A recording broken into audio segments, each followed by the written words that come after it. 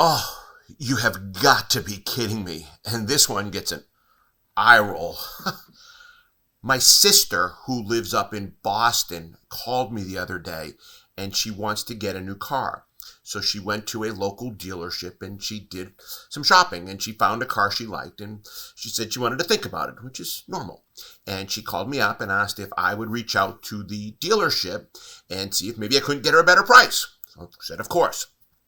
Now, I happened to know who the dealer was, so I called the dealer, and it went to voicemail, and I left him a message. I just said, "Hi, David Lewis, could you please give me a call?" Now, I should have said, my sister wants to buy a new car, but for some reason I didn't. I didn't hear back from him, so the next day I called again, and she said, he's in, hold on. She rang him through. He picked up the phone, and this is what he said.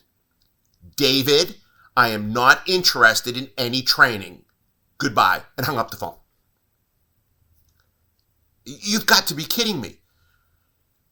Do most of you understand that as a vendor, I still buy cars? I still have a lot of people that rely on me to help them with their shopping processes, and I affect a lot of deals.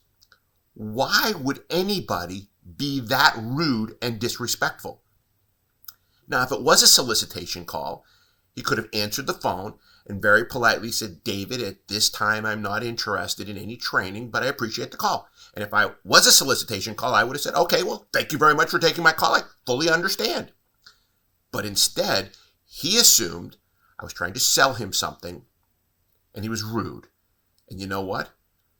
Nobody in my family or nobody that I have contact with up in that area will ever go into his dealership again to purchase an automobile. So please, when you get calls from vendors, be respectful. We're just trying to do a job.